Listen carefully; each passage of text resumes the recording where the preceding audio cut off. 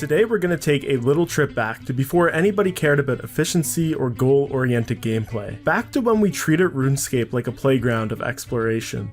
To many, these days took place in RuneScape Classic. The special thing about Classic is that it was a constant, and an MMO that's always changing. The Classic server was there as a time capsule to what RuneScape once was. It had a loyal and dedicated player base, so why then did Jagex shut it down?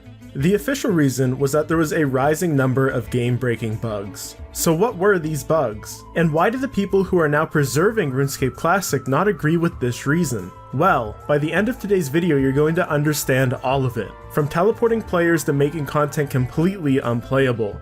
We've got a lot of ground to cover about the people who are abusing this very old version of the game, so buckle up. Now, you guys know the best thing you can do for me is drop a like on this video so more people get to see it. But I did want to take a second and show off our new Zook statue. I'm really excited about this guy because he's the biggest one we've done yet. At this point, it really goes from being a figurine into a statue. So check him out. This guy is super heavy and he's the first one out of all the pre-orders that we're going to be shipping. So either later on this month or a little bit into March, depending how diligent we are. And if you've got no special affinity for Zook, we've got a whole bunch of other stuff for sale too, link is in the description. Now then, Classic in its later years was a lawless land. It was effectively abandoned by Jagex. They didn't fix any bugs, nobody policed it, if you were botting nobody cared. And as a result of this, the bugs and exploits that we're talking about in this video are so crazy you would never see them happen on the main game.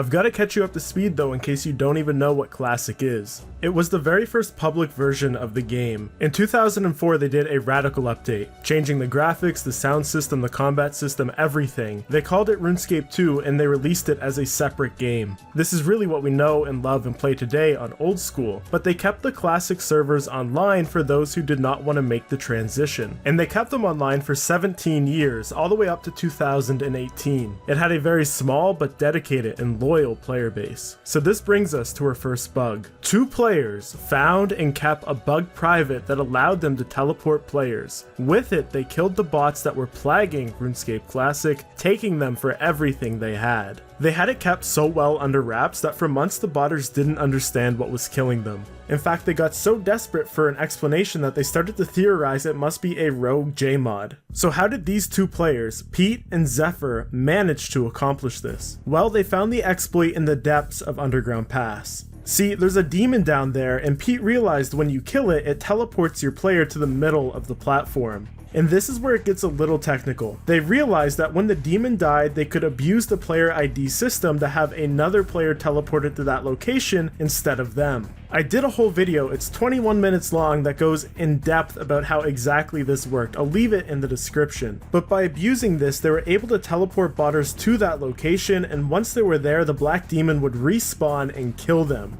So many things lined up to make this the perfect exploit. At first, they targeted shop buying bots. Those bots that hop through all the worlds and buy up all of the supplies, and as you can see from these screenshots, they got tons and tons of runes and hundreds of millions worth of GP. But they didn't stop there. They moved on to targeting specific bots that they thought would have a lot of valuables on them. And there was one type of bot that was extremely lucrative. See, on RuneScape Classic, there was a flex culture. Botters would line up their accounts in Draenor Village and use their bot client to keep them logged in for days at a time unattended. They would be wearing the best gear in the game and they would have rare items on like party hats and Santa hats and Halloween masks. And there was a thriving black market for these rare items. People would trade them for real life money. Party hats would go for hundreds of dollars. And these two players cleaned up. They managed to get their hands on so many party hats it was unreal. Just look at these screenshots. Now, they never sold them, but they did certainly influence the culture on RuneScape Classic. Botters stopped leaving their accounts unattended with rare items on them, and the word never got out of how they were actually doing this bug until after Classic's closure, and that's only because they posted a video of them doing it so they could show all the botters how they managed to dupe them for all of those months. Truly the greatest vigilante bug that has ever taken place in RuneScape.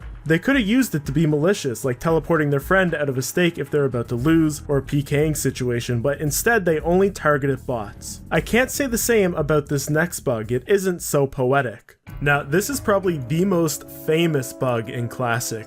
The players put a public stink up about this, trying to get it fixed. For years, the crystal chest in RuneScape was completely unusable because a few malicious players found how to glitch it so it was permanently opened. And this was devastating because it was the #1 source of uncut dragonstones in the game. Those dragonstones were used to make the best amulet, the Dragonstone amulet, effectively the glory in RuneScape. So how was this glitch executed and who is behind constantly doing it? Well, to the best of our knowledge, if you used the key on the chest and immediately logged out, it would stay open because there was a script that would run to close it after you got your loot, but if you logged out, the rest of the script couldn't execute. Now, who was behind it? So in 2016, there was a server reset, very rare in Classic, and a bad player who had been banned on a botting forum, that should tell you a lot, he got banned from a botting forum, decided to have a tantrum and go unlock all of the chests. Remember, RuneScape Classic was a very small community.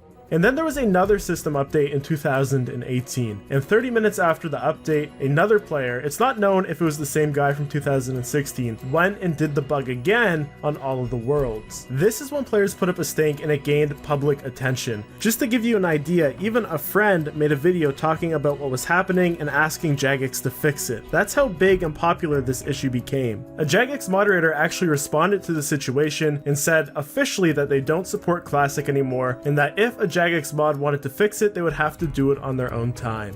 It never got fixed.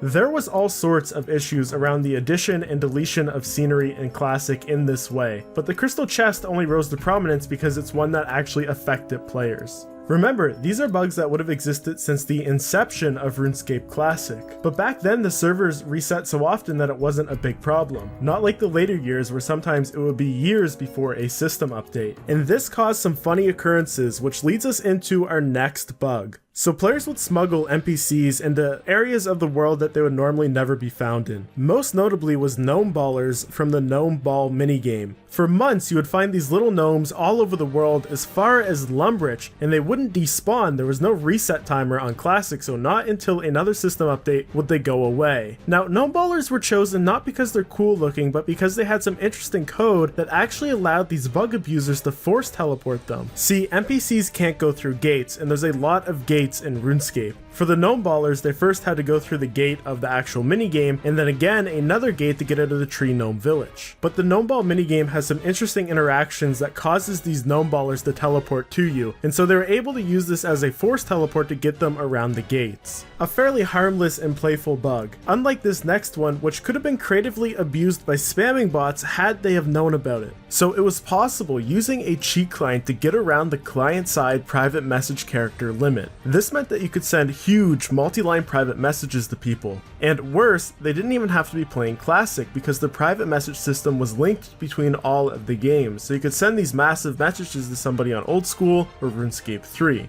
It's probably a good thing that this bug didn't gain public attention because spam bots could have really abused it. Again, there was no moderation on Classic, so they could have easily set up bots there to send out these massive multi-line PMs advertising whatever. Now, there's another bug that's not very well known outside of the Classic community, and that's the charge bug. This was something that was commonly used by PKers. So it turns out if you used the charge spell on a piece of scenery that spanned 2 tiles or more, it would actually disappear. So they would commonly use this on gates in the wilderness. And there's actually a video of a friend trying to get into the KBD layer, and somebody used this bug preventing him from getting in. See, the gate would disappear, but you couldn't pass through it because you couldn't open it. It was still there, it was just invisible. A friend didn't know what to do, but this was actually a simple bug to fix. All you had to do was relog and the gate would appear for you again. It's also worth noting that there was bugs in Classic that people never learned how to reproduce. One of these was the KBD fire bug. So occasionally it would be observed that a bot was getting hit by KBD's fire attack even though they were nowhere near the KBD layer. This is another bug that Pete and Zephyr, before they ever found that underground pass teleportation bug, were trying to reproduce so they could kill bots, but they never found a way. Another mysterious one is the unattackable NPCs of World 3. For some reason on World 3, certain NPCs you couldn't attack. Ogres and Chaos Druids are a couple examples of these. Apparently there was a solution. If you got a cannon, you could actually cannon these monsters, and then once they died and respawned, they would be attackable again. But nevertheless, a weird occurrence that people never understood why it happened or how to replicate it. So you've got a really great perspective now on some of the more notable bugs that were plaguing RuneScape Classic.